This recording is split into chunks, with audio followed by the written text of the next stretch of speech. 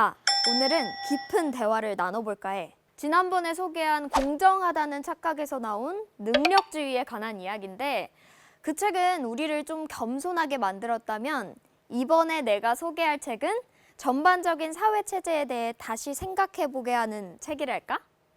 데니엘 마코비츠의 엘리트 세습이야.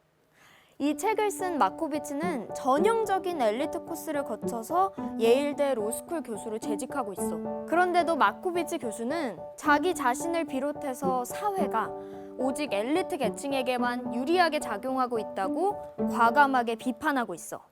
얘들아, 우린 늘 시험을 보고 성적을 받고 그 결과에 맞춰서 대학을 가거나 취직을 했잖아. 그때마다 우리는 이렇게 생각하지. 우리의 노력과 능력에 따라서 합당한 보상을 받는 건 옳다고. 보통 그런 걸 능력주의라고 하는데 이 책에선 그 능력주의가 보통 사람들이 중산층으로 올라가는 기회를 차단해버리는 것은 물론 새로운 귀족 제도를 만든다고 말하고 있어. 태어날 때부터 신분으로 딱 계층이 나눠졌던 오래전을 생각해보자. 과거의 귀족들은 정말 별다른 노력을 하지 않아도 돈과 명예를 가졌고 여가 생활도 충분히 하면서 삶을 즐겼단 말이지. 하지만 지금의 상류층은 조금 달라. 내가 인정받고 성공하기 위해선 그들도 노력을 해야 하고 그 계층에 머물기 위해선 끝없이 자신의 능력을 증명해야 하지. 그리고 그들의 자녀에게도 똑같이 그 노력을 요구해. 그래서 요즘 능력주의 엘리트들은 예전 귀족과는 다르게 자녀 교육에 엄청난 재산과 에너지를 쏟고 있어. 그러니까 그들은 늘 긴장하고 지친 상태인 거지. 하지만 그들의 노력은 평범한 중산층이나 서민층과는 달라. 왜? 노력은 하긴 하지만 그 노력의 바탕이 다르니까. 이미 한 50m쯤 앞지른 상태에서 열심히 달리는 사람하고 처음부터 100m를 열심히 달려야 하는 사람이 100m 경주를 한다면 누가 승자가 될까? 굳이 답하지 않아도 알 수 있겠지? 좀 더 구체적으로 들어가 보자. 먼저 교육 부분. 이 책에 따르면 2004년 고등학교를 졸업한 고소득 가정의 학생 중 15% 정도가 누구나 가고 싶은 이른바 명문 대학에 입학했대. 반면에 중산층과 저소득층은 그런 대학에 입학한 비율이 각각 5%, 2%에 불과했대. 그럴 수밖에 없는 이유가 성공한 부모 밑에서 자라면 더 좋은 환경에서 좀 더 질 높은 교육을 받으니까 당연히 그 자녀들은 엘리트 대학에 갈 확률도 훨씬 높아지는 거지. 부모도 노력으로 성공했으니까 자녀들은 당연히 더 많고 좋은 교육을 받게끔 하겠지.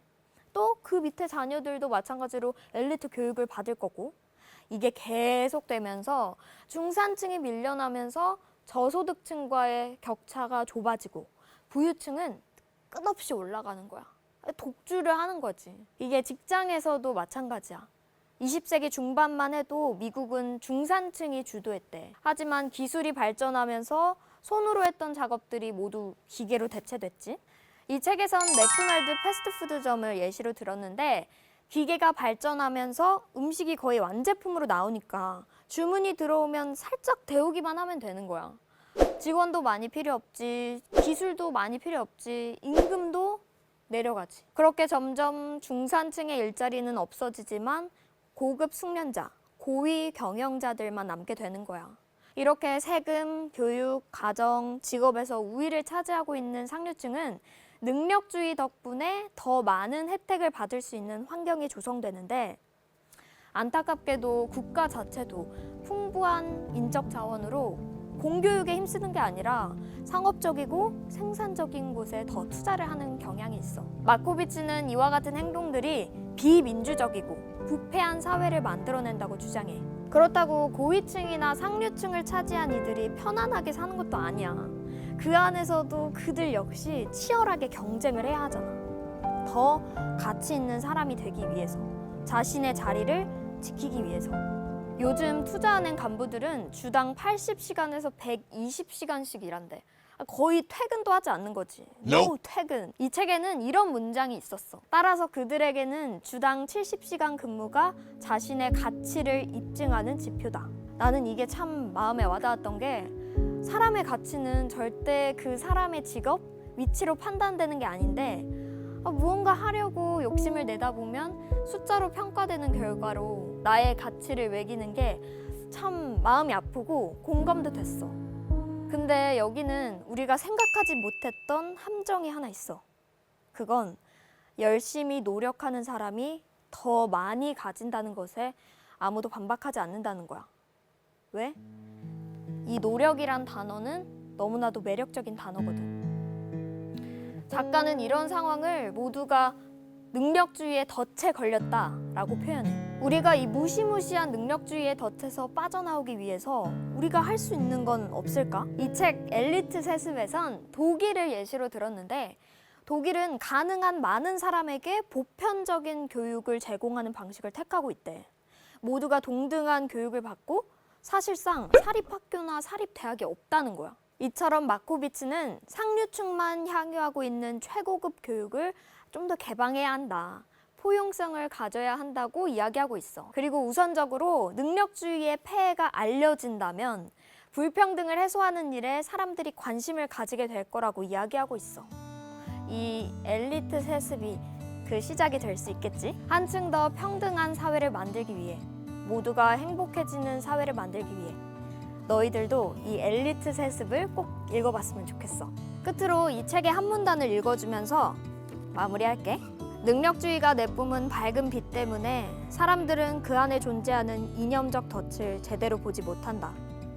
능력주의의 밝은 빛은 부유층에게 가짜 자부심을, 나머지 사람들에게 거짓 분노를 심어줌으로써 그에 따른 불평등이 두 집단에 끼치는 해악을 드러나지 않게 한다.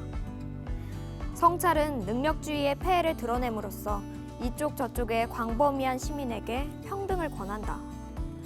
그뿐만 아니라 성찰은 부유층과 그 외 사람에게 힘을 합치지 않으면 능력주의의 덫을 벗어날 수 없다는, 부유층과 나머지 사람들은 사소한 이익을 놓고 대립하지만 결국에는 힘을 합쳐야만 진정한 이익을 얻을 수 있다는 진실을 알려준다.